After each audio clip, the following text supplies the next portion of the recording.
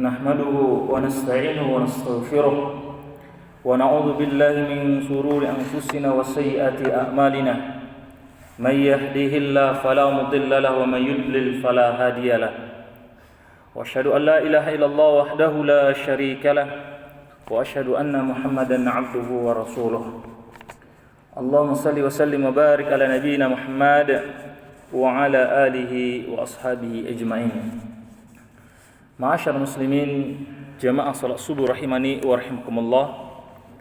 Insyaallah pada kesempatan pagi hari ini kita akan melanjutkan pembahasan dalam kitab Adabus Sahabah wal Mu'asyarah, adab dalam bersahabat dan bergaul, yang sekarang kita sampai pada bab Thamaratu Hubbullah, buah dari kecintaan kepada Allah, yang mana kecintaan kepada Allah Azza wa Jalla merupakan suatu nikmat yang luar biasa bagi seorang hamba. Karena ternyata tidak semua orang dari hatinya betul-betul ada perasaan cinta kepada Allah. Bisa jadi ada orang secara lisan dia katakan kami mencintai Allah, tapi ternyata faktanya mereka mencintai sesuatu yang lain selain Allah, sama atau bahkan melebihi kecintaan mereka kepada Allah.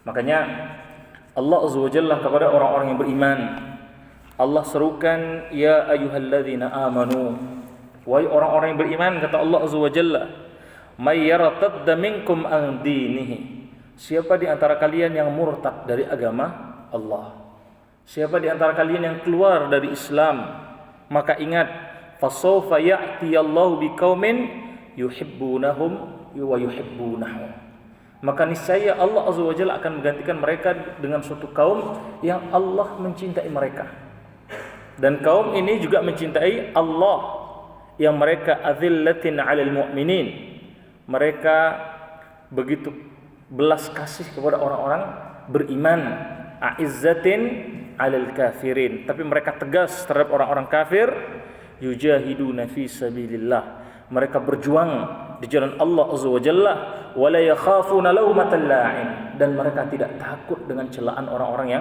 yang mencelah. Dzalika fadlullah yu'tihi may yasha, ini adalah keutamaan yang Allah Azza wa Jalla berikan kepada siapa yang mereka kehendaki, yang Allah kehendaki. Wallahu wasi'un alim, Allah itu maha luas pengetahuannya. Jadi Allah perintahkan kita orang-orang beriman agar senantiasa di atas cinta kepada Allah. Kalaupun misalnya kita tidak mencintai Allah, maka niscaya Allah Azza wa Jalla akan mencarikan suatu kaum, mendatangkan suatu kaum yang bahkan kecintaan mereka kepada Allah Azza wa Jalla melebihi kecintaan yang selama ini kita miliki. Dan para ulama dalam berbagai kitab, mereka mengatakan di antara bukti kalau seorang hamba itu sudah cinta kepada Allah Azza wa Jalla, yaitu ittiba'us sunnati Nabi sallallahu alaihi wasallam. Tentu saja orang yang cinta kepada Allah, dia akan berusaha untuk mengikuti sunnahnya Rasulullah sallallahu alaihi wasallam. Karena tidak mungkin tadi ada cinta tanpa bukti. Makanya Allah Azza wa Jalla mengatakan, "Qul," katakan wahai Muhammad, "in kuntum tuhibbunallah," kalau kalian betul-betul cinta kepada Allah, fattabi'uni, maka kalian ikuti aku. Jadi cinta kepada Allah harus dibuktikan dengan mengikuti sunnahnya Rasulullah sallallahu alaihi wasallam. Yang kalau orang tadi sudah mencintai atau mengikuti sunnahnya Rasulullah sallam, maka kata Allah Azza wa Jalla, yuhibbukumullah, Allah pun akan cinta kepada kalian. Wa yaghfir lakum dzunubakum, dan Allah akan mengampunkan dosa-dosa kalian. Wallahu ghafurur rahim, Allah itu Maha Pengampun dan Allah Maha Penyayang. Jadi syarat pertama atau bukti pertama kalau seseorang betul cinta kepada Allah, maka dia berusaha untuk mengikuti sunnahnya Rasulullah sallallahu alaihi wasallam. Dan tentu kita tidak bisa mengikuti sunnahnya Rasulullah kalau kita tidak kenal apa yang menjadi sunnahnya beliau sallallahu alaihi wasallam. Dan ini memang perlu belajar. Makanya majelis-majelis ilmu seperti ini harus kita galakkan. Karena tidak mungkin seorang muslim kenal dengan Rasulullah sallam tanpa dia belajar. Al-ilmu bita'allum, ilmu itu adalah dengan belajar.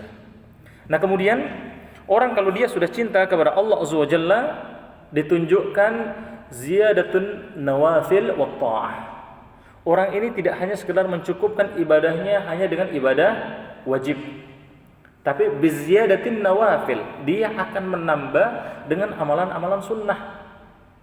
Jadi kita bisa mengukur dalam diri kita. Kalau kita baru sekedar amalan wajib, sholatnya baru sholat 5 waktu saja, tidak kita tambah dengan sholat qabliyah, tidak kita tambah dengan sholat ba'diyah, tidak kita tambah dengan sholat malam. Yang kita tahu Rasulullah SAW mengatakan afdhalus shalah ba'dal maktuba qiyamul lail. Sebaik-baik sholat setelah sholat wajib itu adalah sholat malam. Yang sholat malam ini oleh para ulama terdahulu itu digunakan untuk mengukur keimanan mereka. Jadi kita bisa melihat kita ini iman kita kuat atau tidak itu dari sholat malam kita. Kalau kita tidak sanggup sholat malam, maka itu menunjukkan masih banyak maksiat yang kita lakukan. Mungkin maksiat dengan lisan kita, dengan mata kita, dengan telinga kita, atau anggota tubuh yang lain, atau bahkan maksiat dengan hati kita. Makanya dulu ketika ada seseorang yang datang kepada seorang ulama, dia katakan, "Ya Syekh, la astati' qiyamul lail." Wahai Syekh, aku kok tidak sanggup ya untuk sholat malam. Tidur sudah lebih cepat, tapi bangun pun ya kalau pegang HP kuat misalnya. Tapi untuk sholat malam tuh kok tidak kuat. Atau dia mungkin sholat malam cuman tidak terasa nikmat. Sebentar saja sudah sibuk dengan yang lain. Maka kata orang ini, "Fasib lid-dawa." Tolong berikan aku obatnya. Maka apa kata Syekh tadi? La ta'sihi bin nahar. Engkau jangan banyak maksiat apalagi dalam siang harimu. Li'annaha yaqimuka baina yadaik fil lail. Karena maksiat itu pasti akan menghalangi dirimu dari sholat malam. Jadi kita lihat untuk diri kita masing-masing.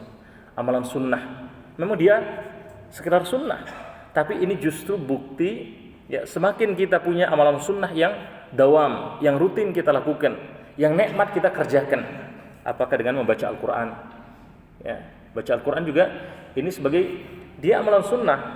Tapi para ulama bahkan mengatakan, kata mereka, ya, idza arada an ta'lam, kalau engkau ingin tahu annaka tuhibbullah, engkau betul-betul cinta Allah atau tidak, fanzur haluka bikalami, maka kalian lihat bagaimana keadaan kalian terhadap kalamnya Allah. Karena kalau orang cinta betul kepada Allah, ya, maka dia ingin senantiasa bersama Al-Quran, bersama kalam Allah. Dia baca kalam tadi, kemudian dia tadaburi, dan dia jadikan panduan dalam hidupnya. Dan ini juga sama dengan ucapannya ya sahabat Utsman bin Affan yang beliau mengatakan, "Lau takhurat qulubukum," kalau hati kalian itu bersih, maka masa diat min kalami rabbik, kalian tidak mungkin akan kenyang dari kalam Rabbmu. Jadi baca Al-Quran, sekarang dibaca ayat yang sama atau surat yang sama, besok kita baca lagi atau pekan depan kita baca lagi, nanti rasanya itu semakin nikmat dan semakin nikmat. Mungkin yang kita pahami sekarang seperti ini, nanti akan bertambah lagi. Maka orang cinta kepada Allah, dia banyak menambah, mungkin dengan bacaan Al-Quran, mungkin tadi dengan qiyamul lail, dan masing-masing orang berbeda. Ada yang kuat bacaan Al-Qurannya, ada yang kuat qiyamul lailnya, ada yang kuat puasanya, ada yang kuat infak dan sedekahnya, atau yang lainnya. Yang jelas masing-masing kita jangan sampai tidak punya suatu amalan khusus yang insya Allah ya ini menjadi hujah kita di hadapan Allah Azza wa Jalla bahwa kita betul-betul cinta kepada Allah. Dan para ulama mengatakan tadi, kalau orang cinta kepada Allah, maka pasti dia akan berusaha untuk menambah amalan wajibnya dengan amalan sunnah. Kemudian juga yang ketiga, seorang yang betul-betul cinta kepada Allah, maka dia ini yuhibbu akhihil muslim fillah. Dia juga akan mencintai saudara muslimnya di jalan Allah. Jadi jangan kemudian ada orang seakan-akan ibadahnya semakin bagus, ya, sholatnya semakin kelihatan khusyuk oleh orang, tapi ternyata dia tidak perhatian terhadap orang sekitar. Akhlaknya terhadap orang lain itu tidak tambah baik. Ini menunjukkan kalau ibadahnya dan cintanya kepada Allah Azza wa Jalla itu belum benar. Seorang mukmin semakin dia cinta kepada Allah Azza wa Jalla, maka semakin kasih sayang dia terhadap sesama. Orang-orang beriman, jelas fa'allafa baina qulubikum. Allah satukan hati-hati kita karena keimanan tadi. Ada kita ketemu orang muslim tapi mereka mungkin belum punya ilmu. Mereka masih jatuh kepada amalan maksiat. Mereka masih bahkan ya jauh dari sunnahnya Rasul SAW. Kita tidak boleh benci dengan mereka sebagai hamba Allah, sebagai sama saudara muslim. Yang kita benci hanya perbuatannya, tapi bentuk cinta kita yaitu termasuk kita melakukan dakwah terhadap mereka. Jangan biarkan saudara-saudara kita tadi mereka terus di atas kesesatan, di atas kebid'ahan, atau di atas kejahilan tadi. Yang jelas cinta kita kepada Allah Azza wa Jalla ini harus diletakkan di atas cinta yang lain. Ya, sebagaimana Allah Azza wa Jalla berfirman, "Qul," katakanlah wahai Muhammad, "in kana aba'ukum wa abna'ukum." Kalau saja bapak-bapak kalian, anak-anak kalian, wa ikhwanukum, dan saudara kalian, wa azwajukum, atau istri kalian, wa ashiratukum, atau pekerjaan kalian, wa amwal, ya iftarabtumuha, atau harta yang kalian kumpulkan, wa tijaratun tahsyawna, atau tijarah, perniagaan yang kalian lakukan. Ternyata wa masakin tardawna, atau tempat tinggal yang kalian redai tadi, ternyata ahabba ilaikum minallah war rasul. Semua ini, semua urusan dunia tadi lebih kalian cintai dibandingkan dengan Allah dan Rasul. Maka apa kata Allah Azza wa Jalla? Wa jihad fi sabilillah, dan kalian lebih cintai juga dibandingkan dengan jihad di jalan Allah. Fatarabbasu hatta ya'tiyallahu bi amrih. Maka tunggu sampai Allah datang dengan ketentuannya. Jadi akan ada orang-orang yang mereka seperti ini. Makanya Allah ingatkan, akan ada orang-orang yang meletakkan cinta kepada dunia itu melebihi dibandingkan dengan cinta kepada Allah dan Rasul. Bahkan dulu pernah ada sahabat yaitu Umar bin Khattab. Beliau sampai ditegur oleh Rasulullah SAW ketika beliau, dan ini memang sunnah, ya. Rasulullah mengatakan, "Idza ahabba ya imra'an," kalau kalian mencintai seseorang, fa akhbirhu, kalian beritakan kalau kalian mencintai saudaramu tadi. Maka saat itu Umar bin Khattab kemudian beliau mengatakan, "Ya Rasulullah, wahai Rasulullah, sesungguhnya," kata Umar, "la anta ahabu ilayya min kulli syai' illa min nafsi." Aku mencintai engkau melebihi segala sesuatu kecuali kecintaan terhadap diriku. Maka Rasulullah SAW beliau menegur Umar bin Khattab mengatakan, "Hatta akuna ahabba ilaik min nafsik." Baru benar cintamu kalau engkau mencintaiku melebihi cinta terhadap dirimu. Maka Umar bin Khattab beliau mengatakan, "Wallahi, demi Allah wahai Rasulullah, al-an, sekarang, la anta ahabbu ilayya min nafsi." Sekarang aku mencintai engkau bahkan melebihi cintaku terhadap diriku sendiri. Artinya jiwaku pun siap aku korbankan untuk membela Allah, untuk membela Rasulullah, untuk membela agama Allah. Baru kemudian Rasulullah mengatakan, "Fal'an ya Umar." Sekarang wahai Umar, benarlah cintamu. Meskipun Allah, apalagi bagi kita yang hidup di akhir zaman, menggambarkan bahwa sesungguhnya akan ada orang-orang, wa minan nas, di antara manusia, may yattakhidhu min dunillahi andada. Akan ada orang-orang yang mengambil sekutu-sekutu dari Allah. Yuhibbunahum ka hubbillah, yang mereka mencintai sekutu-sekutu ini melebihi atau sama dengan cinta mereka kepada Allah. Ya. Ada cinta-cinta terhadap dunia. Yang kadang gara-gara urusan dunia tadi mereka mengorbankan urusan syariat. Saat sholat karena pekerjaan, tunda terus. Waktu sholat entar dulu. Ini sudah menunjukkan bahwa cinta terhadap Allah ini sudah menurun. Ya, bahkan dia lebih mencintai dunianya. Ada orang ya karena urusan dunia kemudian mengharamkan sesuatu yang Allah halalkan, atau sebaliknya menghalalkan sesuatu yang Allah haramkan. Ada orang-orang seperti ini karena urusan dunia. Ya. Maka orang-orang yang seperti ini kata Allah tidak termasuk orang-orang yang beriman. Karena apa? Walladzina amanu asyaddu hubban lillah. Mereka orang-orang yang beriman itu begitu besar, begitu dahsyat cintanya kepada Allah. Sementara orang kafir, walau yaral ladzina zalamu idh yarawnal adzab. Kalau saja mereka orang-orang yang zalim itu tahu, mereka lihat perkara azab Allah, annal quwwata lillahi jami'an, bahwa sesungguhnya kekuatan itu milik Allah semuanya, maka wa annallaha syadidul azab, dan dia tahu bahwa Allah punya azab yang pedih, niscaya mereka akan paham.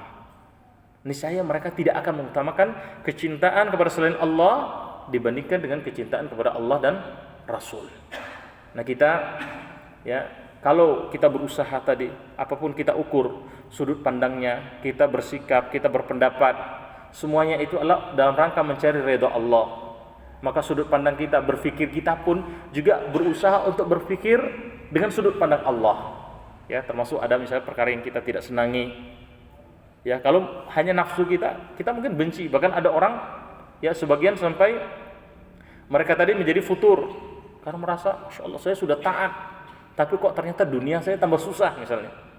Ada orang-orang yang akan diuji oleh Allah Azza wa Jalla dengan perkara yang seperti ini. Kalau bukan dengan berpikir dari sudut pandang Allah, bisa jadi dia futur. Asa ayyakrahu syai'an wa hiya khairul lakum. Boleh jadi kalian benci dengan sesuatu kata Allah Azza wa Jalla padahal dia baik bagi kalian. Nah, kita cinta kepada Allah, kalau sudah dengan sudut pandang Allah pasti balasan yang terbaik. Sebagaimana ya Allah berfirman, hal jazaa'ul ihsan illal ihsan. Tidaklah ada balasan dari suatu kebaikan kecuali kebaikan. Nah, orang yang mereka sudah cinta kepada Allah dan Rasulnya, maka mereka akan mendapatkan thamarat. Mereka akan mendapatkan buah dari cintanya. Apakah buah dari kecintaan kepada Allah? Yang pertama, min thamaratil mahabba ja'alnallahu azza wa jalla min ahliha dzalikan na'im wa sururul qalbi. Allah azza wa jalla, ya, memberikan buah dari kecintaan kepada Allah tadi itu berupa an-na'im wa sururul qalbi. Ada kebahagiaan, mutmainnal qulub, ketenangan dalam batinnya. Ini akan didapatkan oleh orang yang sudah cinta kepada Allah. Ya, yang kita tahu ketenangan batin ini diharapkan oleh semua orang. Tapi tidak semua orang kemudian mendapatkan ketenangan batin tadi. Ya. Dan ini sudah terasa ketika di dunia. Sebagaimana para ulama mereka mengatakan bahwa sesungguhnya kata mereka li'anna na'imud dunya juz'un min na'imul akhirah. Sesungguhnya bagian kenikmatan dunia ini adalah bagian dari kenikmatan akhirat. Kalau di akhirat nanti ada surga, Ibnul Qayyim Al-Jauziyah mengatakan inna fi hadzal dunya al-jannah. Di dunia ini juga ada surganya. La yadkhulul jannah yaumal qiyamah, tidak akan masuk ke dalam surga nanti pada hari kiamat man lam dakhala fiha, siapa yang belum masuk ke dalam surga di dunia ini. Maka kita bisa mengukur diri kita. Ketika ditanyakan oleh muridnya Ibnu Qayyim Al-Jauziyah, ma hiya al-jannah fid dunya? Apakah itu yang disebut dengan surga di dunia? Ibnu Qayyim mengatakan mutmainnal qulub, ketenangan batin. Kita boleh lihat ada orang mungkin ya hartanya kaya raya atau jabatannya tinggi, kekuasaannya luas. Tapi itu tidak ada jaminan kalau orang ini kemudian mendapatkan kebahagiaan, dan sudah banyak contohnya. Ya, di negeri-negeri non-muslim yang mereka jauh dari ketaatan, banyak orang-orang semakin populer dia semakin stres, semakin tertekan, bahkan mereka bunuh diri. Ya. Anak-anak yang K-pop atau apa itu? Kita beberapa hari yang lalu itu baca berita, saya tidak tahu siapa namanya. Ada ya orang K-pop yang sangat terkenal, ternyata dia bunuh diri. Umurnya baru 25 tahun.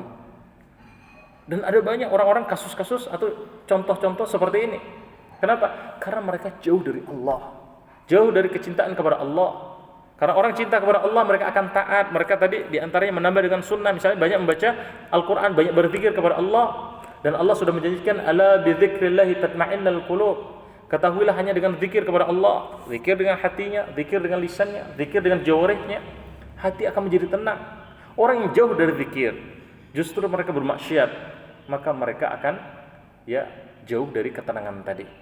Mungkin sesaat ketika maksiat tadi dia akan merasakan seakan-akan ada kesenangan. Tapi kata Ibnul Qayyim Al-Jauziyah, kesenangan ini ya yang sesaat yang dia dapatkan itu tidak ada apa-apanya dibandingkan dengan perih hati yang datang setelah kemaksiatan yang dia lakukan. Karena setiap maksiat yang datang hakikatnya dia melukai hatinya. Hakikatnya dia menambah ada ya bintik hitam di dalam hatinya tadi, sehingga hatinya pun kemudian menjadi tertutup. Makanya dulu di antara salafus salih, termasuk di antaranya Imam Ahmad bin Hanbal. Beliau mengatakan, wallahi, demi Allah kata beliau, lau allamal muluk wa abna'ul muluk, kalau saja raja dan anak-anak raja mereka tahu ma nahnu alaih, bagaimana keadaan kami, bagaimana kebahagiaan yang kami rasakan, bagaimana kami telah merasakan surga di dunia ini berupa keterangan batin tadi, maka kata beliau, la jaliduna alaihi bisuyub, mereka akan menjilid kita, mereka akan memukul kita dengan pedang-pedang mereka untuk merebut kebahagiaan tadi. Artinya raja dan anak raja pun juga belum tentu merasakan nikmatnya iman, manisnya keimanan, ketenangan batin. Dan memang Rasulullah SAW dalam banyak hadis beliau menggambarkan bahwa ada memang yang dinamakan dengan lezatnya iman. Dzaqut ta'amul iman man radda billahi rabbahu, akan merasakan kelezatan makanan iman mereka yang reda Allah adalah Rabbnya, wabil Islam dinah, dan dia betul-betul dengan Islam menjadikan Islam ini sebagai agamanya, wabi Muhammadin sallallahu alaihi wasallam nabiyya wa rasulah, dan dia betul-betul menjadikan Nabi Muhammad SAW itu sebagai nabi dan rasul. Tapi konsekuensinya panjang. Orang kalau menjadikan Allah sebagai Rabbnya, tidak mungkin akan mencari Tuhan-Tuhan selain Allah. Kadang sadar atau tidak sadar ada orang yang bahkan banyak, kata Allah Azza wa Jalla, ara'aita man ittakhadha ilahahu hawa. Apa kalian tidak melihat ada banyak, kata Allah Azza wa Jalla, orang-orang yang menjadikan hawa nafsunya sebagai tuhannya. Ya tadi, dunia dia lebih dahulukan dibandingkan dengan akhiratnya. Ketika kita mengatakan wabil islami dinah, Islam ini adalah agama kami, konsekuensinya sangat luas. Paling tidak kita harus menegakkan rukun Islam. Kita tegakkan kalimat syahadat, maknanya, konsekuensinya. Kita jalankan sholat, kita tegakkan sholat dalam hidup kita, bukan hanya dalam artian fisik dan batinnya saja, tapi juga terimplementasi dalam kehidupan sehari-hari. Kita bayar zakat, kita berpuasa di bulan Ramadan, dan melakukan haji bagi yang mampu. Begitu juga ketika kita katakan wabi Muhammadin sallallahu alaihi wasallam nabiyya wa rasulah, kita katakan Nabi Muhammad SAW itu adalah nabi kita dan rasul kita, maka konsekuensinya adalah kita berusaha untuk mengenal beliau, mengenal sunnah beliau, dan menjadikan beliau sebagai uswah dalam kehidupan sehari-hari. Ini baru orang kemudian merasakan dzaqut ta'amul iman, kelezatan dari makanan iman. Atau dalam hadis yang lain Rasulullah SAW mengatakan, thalathun man kunna fihi wajada khalawatul iman. 3 golongan yang mereka kalau memiliki ketiganya, maka niscaya akan merasakan khalawatul iman, lezatnya keimanan. Man kana Allah war rasul ahabba ilaihi mimma siwahuma. Siapa yang sudah menjadikan Allah dan Rasul lebih dia cintai dibandingkan dengan keduanya. Wa man kana yuhibbul mar'a la yuhibbu illa lillah. Dan tidaklah dia mencintai seorang saudaranya kecuali cintanya hanya karena Allah. Wa ayyakrahu ayyaudu fil kufr, dan dia benci kembali kepada kekufuran ba'da an anfadhahu Allahu min, setelah dia diberikan petunjuk oleh Allah, kama yakrahu ayyaqdhifu finnar, sebagaimana dia benci kalau dilemparkan ke dalam api. Jadi kalau 3 ini ada, khalwatul iman itu akan kita rasakan. Dan para ulama, termasuk ada sahabat namanya Abdullah bin Mas'ud radhiyallahu anhu. Beliau sampai mengatakan, kata beliau, innallaha yu'til mal may yuhibbu wa man la yuhib. Sesungguhnya, kata Abdullah bin Mas'ud, Allah itu memberikan harta kepada siapa yang Allah cintai dan siapa yang Allah tidak cintai. Maksudnya orang muslim, orang kafir, mereka dapat harta, mereka dapat bagian dari dunia ini. Bahkan dalam suatu hadis Rasulullah SAW beliau sampai mengatakan, lau kanat ad-dunya ta'dilu indallah, kalau dunia ini ada nilainya di sisi Allah Azza wa Jalla, janahal bawda, meskipun hanya sebesar sayap lalat saja, ma saqi al-kafir minha syarabatal ma, orang kafir tidak akan Allah Azza wa Jalla berikan meskipun hanya 1 teguk air saja. Kalau dunia ada nilainya, tapi bagi Allah dunia ini tidak ada nilainya. Maka orang mukmin, orang kafir Allah berikan. Wala yu'til iman illa man ahabbah. Tapi sungguh iman itu tidak akan Allah Azza wa Jalla berikan kecuali siapa yang Allah Azza wa Jalla cintai. Maka fa idza ahabballahi 'abdan a'tahul iman. Maka kalau Allah Azza wa Jalla mencintai seorang hamba, kata Abdullah bin Mas'ud, Allah akan memberikan keimanan kepada orang ini. Maka kita harus bersyukur ya dengan nikmat Islam, dengan nikmat iman. Ya, yang berarti di hati kita betul-betul yakin. Lisan kita sesuai dengan apa yang ada dalam hati kita. Perbuatan kita pun juga menunjukkan ya atau mengikuti apa yang ada dalam hati kita tadi di atas ketaatan kepada Allah Azza wa Jalla. Kita kalau sudah seperti ini, masya Allah, ya semuanya kita lakukan karena Allah. Ya, yang kata Rasulullah, man ahabba lillah. Kalau dia cinta, siapa yang cinta, cintanya karena Allah. Wa abghada lillah. Dan kalau dia benci, bencinya pun juga karena Allah. Coba lihat, ya kita sekarang bedanya dengan Rasulullah SAW dulu. Beliau, kita sudah tahu peristiwa misalnya bagaimana beliau ada seorang yang senantiasa meludahi beliau. Artinya ini dihinakan Rasulullah, tiap lewat diludahi. Maka suatu hari ternyata tidak ada yang meludah. Rasulullah tanya, aina fulan, mana si fulan yang biasa meludah ini? Orang katakan, oh dia sakit. Ternyata apa? Yang pertama mengunjungi orang ini itu adalah Rasulullah SAW. Sampai kemudian orang ini pun dia terharu dan dia masuk ke dalam Islam karena akhlaknya Rasulullah. Atau yang kedua kita lihat ya peristiwa Taif. Rasulullah berdakwah kepada bangsa Taif. Ketika Rasulullah SAW datang ke sana ternyata dilempari dengan batu. Bahkan gigi beliau pun berdarah. Sampai malaikat Jabal turun. Malaikat gunung menawarkan bantuan untuk membalikkan gunung.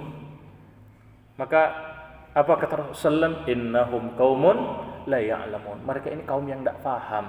Mereka belum faham. Aku berharap nanti anak kecucu, anak keturunan mereka akan menjadi ya orang-orang yang mencintai Allah dan Rasul dan menjadi pembela agama ini. Dan kita lihat sekarang apa yang terjadi pada bangsa Taif.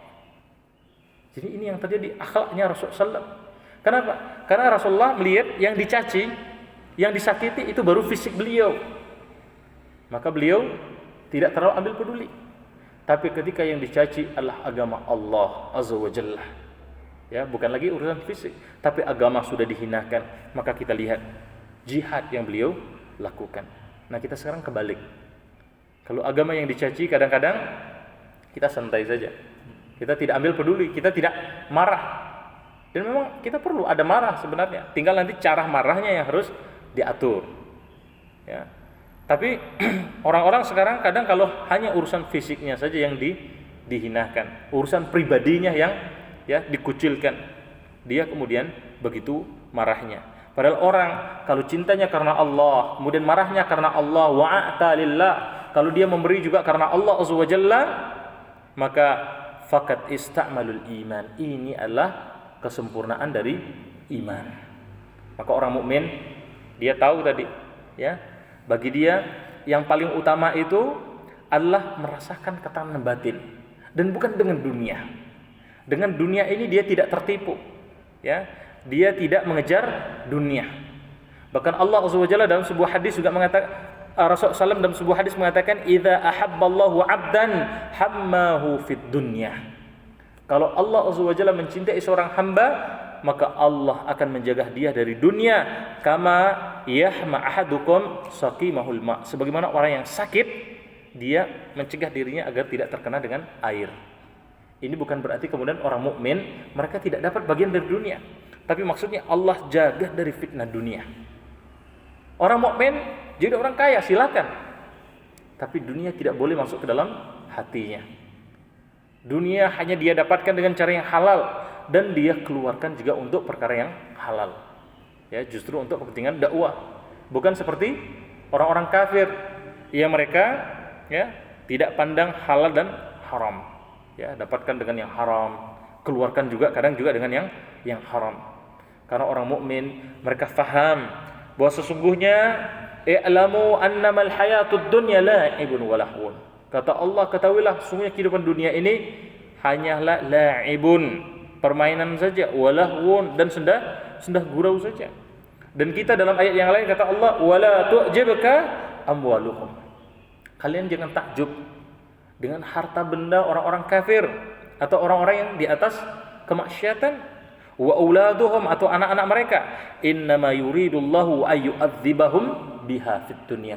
Justru kalau ada orang kita lihat dia kayak dunia ini dapat semua. Jabatan dapat, harta dapat, anak-anaknya kok kayaknya ya, mungkin kalau sekarang kuliah di luar negeri sudah punya posisi yang terpandang dan seterusnya. Tapi kalau mereka jauh dari Allah Azza wa Jalla, tidak perlu kagum kita. Tidak perlu kagum, karena ini bisa jadi yang disebut dengan istidraj.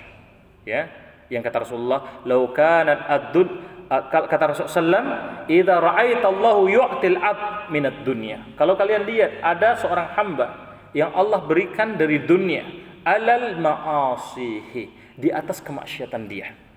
Orang ini suka maksiat, dukun dia datangi, ya halal haram dia tidak peduli, sholat jamaah saja kok kayaknya susah. Padahal dia, misalnya kita ya lihat secara dunia dia luar biasa, ya, maka fa innama huwa istidraj. Ini kata Rasulullah SAW tidak lain kecuali adalah istidraj.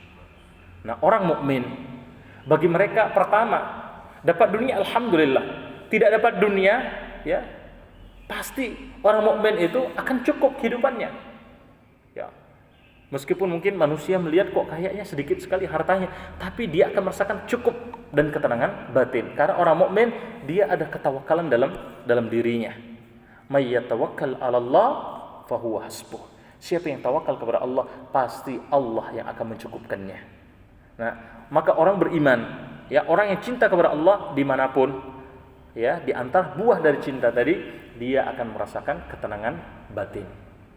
Kemudian yang kedua, ma'asyal muslimin rahimani wa rahimakumullah. Ya, orang yang dia betul-betul cinta kepada Allah dan Rasulnya dikatakan akan merasakan khusyuk alal ibadati lillah. Dia akan merasakan kenikmatan dan kekhusyuan dalam ibadah kepada Allah. Maka kita lihat diri kita, ya, apakah ibadah kita sudah khusyuk? Atau jangan-jangan ada orang yang sholat saja, ternyata yang hadir dalam bayangannya itu masih dunia. Ya, sholat.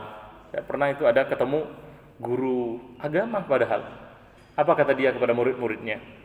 Kalau misalnya kita kehilangan sesuatu, maka sholatlah. Ini kita kira sholat, kemudian habis sholat berdoa, itu insya Allah tidak masalah. Karena memang ketika kita berdoa, insya Allah Allah mungkin memberikan petunjuk, oh barangnya di mana misalnya. Tapi kalau kita sholat, maka nanti kita bisa ingat, ya barang tadi itu diletakkan di mana. Ini apa maknanya? Ya, batinnya, hatinya tidak mengikuti bacaan dari sholatnya.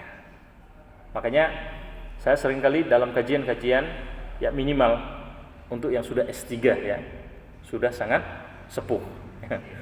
Jadi minimal bahasa Arab itu penting, minimal ada bahasa Arab untuk memahami bacaan sholat. Ya, kalau yang masih S1, S2, ya kalau perlu tadi untuk paham makna bacaan Al-Quran, bahkan paham kitab-kitab ulama. Tapi minimal yang pertama adalah paham dengan makna bacaan sholat kita. Maka ketika lisan kita membaca sholat tadi, hati bisa mengikuti, sehingga pikiran tidak kemana-mana. Dan Masya Allah pengaruhnya luar biasa besar. Ya, betul-betul akan bisa nanti, ya sholat tadi, inna sholata tanha anil fahsya wal munkar. Sholat itu akan mencegah kita dari perbuatan yang fahsya dan munkar. Kenapa? Kita ucapkan tiap hari Allahu Akbar, Allah Maha Besar. Masa masih ada kesombongan dalam diri kita? Kita ucapkan Alhamdulillah Rabbil Alamin, segala puji hanya milik Allah, Rabb semesta alam. Apa kemudian kita masih mencari pujian dari manusia?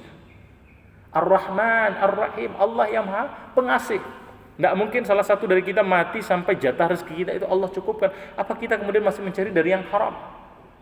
Kita ucapkan Sami Allahu liman hamida, Allah yang Maha mendengar, bagi Allah segala puji. Apa masih kemudian lisan tadi itu tidak kita jaga, sementara kita tiap hari mengucapkan Allah yang Maha mendengar. Jadi konsekuensi Masya Allah ini luar biasa. Apalagi kalau semua sholat tadi kita faham maknanya.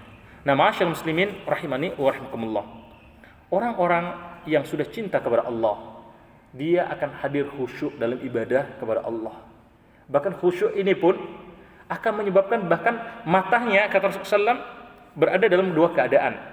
Yang kata beliau SAW, ainan la tamsahuma annar. Ada dua mata, yang mata ini tidak akan disentuh nanti oleh api neraka. Yang pertama, ain batat takhrisu fi sabilillah. Orang begadang ya untuk jihad, untuk berjuang di jalan Allah.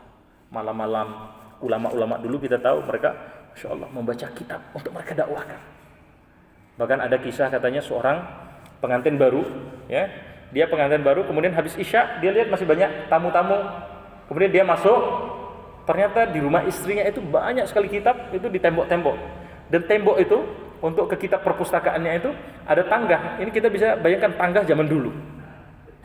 Maka dia berdiri di tangga tadi karena ada kitab-kitab yang bagus, dia baca. Ini baru nikah sorenya. Ternyata nikmatnya membaca ya kitab-kitab para ulama tadi, beliau kemudian tiba-tiba sudah terdengar azan subuh. Itu terjadi. Ya begadang malam-malam.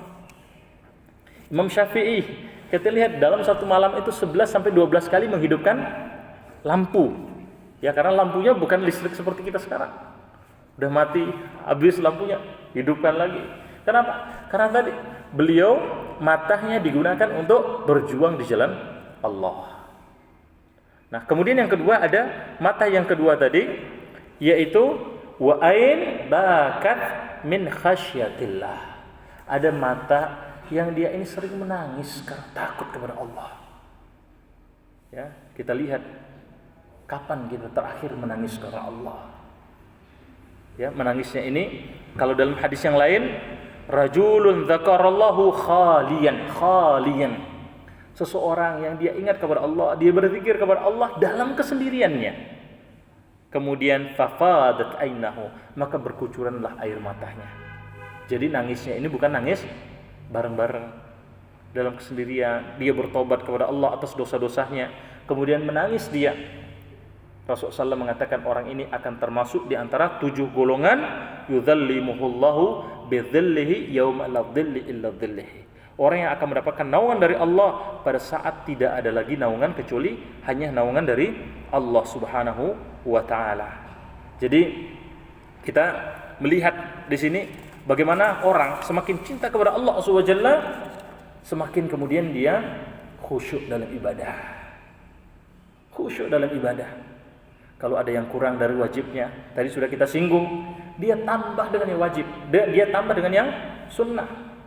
Sebagaimana ya dalam hadis qudsi Allah Azza wa Jalla mengatakan, wa ma taqarraba ilayya 'abdi bi syai' ahabbu ila mimma aftarabtuhu alaihi. Tidak ada sesuatu yang paling mendekatkan dari hambaku kepada diriku kecuali pertama dia jaga apa yang aku wajibkan. Jadi yang wajib itu harus pokok. Jangan sampai ada orang melakukan yang sunnah, sholat malam, langsung tiba-tiba banyak misalnya, dia 11 rakaat sholat malam, bacaannya panjang-panjang, sholat subuhnya kesiangan. Ini keliru. Ya, tapi dia jaga yang wajib. Kemudian wa ma yazalu 'abdi yataqarrabu ilayya bin nawafil hatta uhibbuhu. Dan seorang hamba tadi tidak cukup dengan yang wajib, maka dia tambah untuk mendekatkan diri kepadaku dengan perkara-perkara yang sunnah. Hatta uhibbuhu, sampai aku pun mencintai orang ini. Maka kita tahu berarti cinta kepada Allah. Di antara yang bisa kita dapatkan kalau kita menambah dengan yang nawafil. Dan kalau Allah Azza wa Jalla sudah mencintai seorang hamba, fa idza ababtuhu fa idza uhbibtuhu. Kalau aku sudah mencintai seorang hamba, kuntu sami'ahu alladzi yasma'u bih. Aku yang akan menjadi pendengaran ketika dia mendengar. Maksudnya aku akan bimbing telinga mereka ini hanya bisa mendengarkan perkara yang baik saja. Mau mendengar yang jelek itu kok udah tidak nyaman, udah pergi atau dia hindari. Wa yabsiru alladzi wa basaruhu alladzi yabsiru bih. Aku akan jaga ya pandangannya yang dengannya dia memandang. Ya, sekarang ini kan ada orang mengatakan ghaddul basar. Ya, ghad itu memang secara bahasa bisa maknanya tundukkan. Tapi ghad ya secara syariah itu maknanya adalah menundukkan untuk menjaga dari yang haram. Jadi tidak misalnya dikatakan ada orang pegang HP, ternyata yang dilihat maksiat, lagi ngapain? Ghaddul basar. Ini bukan. Ya, ini keliru, bukan ghaddul basar itu. Ya. Jadi kalau orang ini memandang, maka Allah jaga pandangannya. Wa yaddahu allati yabtishu biha. Tangannya pun kata Allah akan aku jaga yang dengannya dia menyentuh. Karena orang ini banyak melakukan amal sunnah. Wa rijlahu allati yamshi biha. Begitu juga kakinya hanya sanggup dan kuat untuk melangkah ke tempat-tempat yang baik saja. Wa in sa'alani la'atainahu. Kalau dia meminta, aku akan berikan. Kalau dia mohon perlindungan, akan aku lindungi. Dan ya, orang ini akan senantiasa dalam ya bimbinganku. Jadi masya Allah. Ini kalau kita menambah dengan yang sunnah. Ya, kalau kita cinta kepada Allah, Allah hadirkan kekhusyuan. Bahkan masya Allah sampai dikatakan dia khusyuk ibadah tadi sampai datang hari kematian pun. Sebagaimana Rasulullah SAW mengatakan, "Idza ahabballahu 'abdan asalahu au isti'malahu." Kalau Allah mencintai seorang hamba, kata Rasulullah SAW, maka Allah akan berikan madu kepada dia. Atau dalam hadis yang lain, Allah akan mempekerjakan orang ini. Sampai kemudian, ya Rasulullah, wa ma'asalahu. Atau wa ma'ista'malahu. Wahai Rasulullah, kata para sahabat, ya bagaimana Allah mempekerjakan orang ini? Bagaimana Allah memberikan madu kepada orang ini? Maka kata Rasulullah SAW, yufaku lahu amalan salih baina yadaihi ajlihi. Atau dikatakan hatta qubidalahu. Ya, Allah memberikan taufik kepada orang ini untuk senantiasa di atas amal saleh, ya, sampai datang ajalnya. Bahkan qubida bihi, dia pun diwafatkan ketika dia melakukan amal saleh. Ini kalau Allah cinta dengan seorang hamba. Dan seseorang biasanya akan meninggal itu sesuai dengan kebiasaannya. Ya, kalau ada orang ya sering baca Al-Quran, sebagaimana misalnya Utsman bin Affan. Utsman bin Affan itu beliau 3 hari sampai 5 hari itu khatam Al-Quran. Maka kita lihat ketika beliau terbunuh pun itu beliau dalam keadaan membaca Al-Quran. Maka kita lihat apalagi yang sudah umur 60, 70, meskipun yang sebelum itu ya di bawah itu juga ya ajal kita tidak tahu. Tapi artinya kalau kita sudah buat kebiasaan-kebiasaan yang baik, ya kita lihat ada saudara-saudara kita Masya Allah, ya mereka lagi sholat, lagi sujud, bahkan ada sujudnya di Masjidil Haram atau di Mekah pada bulan haji atau pada saat umrah di bulan Ramadan. Kemudian mereka dipanggil oleh Allah Azza wa Jalla. Ini nikmat yang luar biasa dan ini sesuai dengan kebiasaan orang tadi. Ya, dan Allah tadi pada seorang hamba, ya kalau Allah cinta, Allah akan ya berikan taufik untuk orang ini banyak di atas amal saleh. Atau dalam hadis yang lain, wa idza ahabballahu 'abdan a'tahu rifqah. Kalau Allah cinta dengan seorang hamba, maka Allah berikan kepada orang ini kelembutan. Ini tandanya seorang mukmin sifatnya, sikapnya juga lembut. Jadi bukan keras. Ya. Kita ini harus lembut. Karena kita baik pun, niat kita baik, kalau kita lakukan dengan keras, ini akan ditolak. Ya, ini akan membuat perkara tadi kelihatan jelek. Ya, dan ya orang yang cinta kepada Allah, ya karena mereka khusyuk, mereka ibadah kepada Allah tadi, mereka merasakan nikmatnya ibadah kepada Allah, maka ya salafus salih juga mengatakan mereka ini katsirudz dzikr, sangat banyak berzikir kepada Allah Azza wa Jalla. Ya, termasuk diantaranya afdalul dzikr tilawatul Quran. Seutama-utama zikir itu adalah membaca Al-Quran. Ini sebenarnya masih ada 2 lagi, ya, di antara keutamaan. Mungkin kita bacakan poinnya singkat saja. Kalau yang pertama tadi, kalau orang cinta kepada Allah, ya, maka dia merasakan ketenangan batin, ya, merasakan surga ketika di dunia ini. Kemudian yang kedua sudah mulai merasakan khusyuk dalam ibadahnya kepada Allah. Kemudian yang ketiga, dia ini ya dimudahkan untuk ya bersatu di jalan Allah. Ya, jadi kalau orang tadi sudah cinta kepada Allah, ada satu kelompok dia cinta kepada Allah, ibarat frekuensinya sama, maka mereka menyatu. Ya, mereka dekatkan satu dengan yang lainnya. Ya, sehingga kuatlah kemudian umat ini. Ya, mereka di atas jalan mustaqiman, di atas jalan yang lurus. yang kata Allah, wa inna hadza sirati mustaqiman, sesungguhnya ini adalah jalan yang lurus, fattabi'uhu, maka kalian ikuti jalan lurus ini, wala tattabi'u subulah, dan jangan kalian ikuti jalan-jalan yang lain, fatafarraka bikum an sabilih, yang akan membuat kalian itu berpecah belah di jalan Allah. Nah, orang ya kalau kita lihat bersatunya pun bahkan bukan hanya di dunia, termasuk nanti di akhirat. Ya, sebagaimana hadis Rasulullah SAW ketika datang orang kepada Rasulullah SAW, kemudian orang ini mengatakan, ya Rasulullah, mata as-sa'ah, wahai Rasulullah, kapan akan terjadi hari kiamat? Maka Rasulullah SAW waktu itu akan sholat. Rasulullah sholat, setelah beliau sholat, aina as-sa'il anil qiyamah, siapa tadi yang tanya tentang hari kiamat? Baru ada seorang sahabat mengatakan, ana ya Rasulullah, saya wahai Rasulullah. Maka Rasulullah balik bertanya, ma'adattalah, engkau memang sudah siapkan apa? Orang ini mengatakan, ma'adatulaha ya kabirus sala walas saum illa anni uhibbullah war rasul. Aku tidak menyiapkan dengan banyaknya salatku, banyaknya puasaku, tapi aku mencintai Allah dan Rasul. Maka Rasulullah mengatakan, al-mar'u ma'a man ahabba, seseorang itu akan bersama dengan orang yang dia cintai, wa anta ma'a man ahbabtah, dan engkau akan bersama yaitu yang engkau cintai, yaitu Allah dan Rasul. Ya, maka kata Anas bin Malik, ma ra'aitul muslim farihun bi syai' ba'dal Islam mithlu farahim biha. Tidak ada kebahagiaan ya kaum muslimin setelah datang Islam saat itu kecuali setelah mereka mendengar ya hadisnya Rasul sallam ini. Mereka begitu berbahagia. Kenapa? Karena mereka berarti punya kesempatan untuk bersama Rasulullah sallallahu alaihi wasallam. Bahkan sampai nanti yaumul qiyamah. Karena mereka merasakan ya bagaimana besarnya cinta mereka kepada Rasulullah sallallahu alaihi wasallam. Ya, maka mereka bersatu. Thauban, ada seorang pembantu Rasul sallam. Apa yang terjadi? Rasulullah melihat biasanya Thauban ini begitu bersemangat.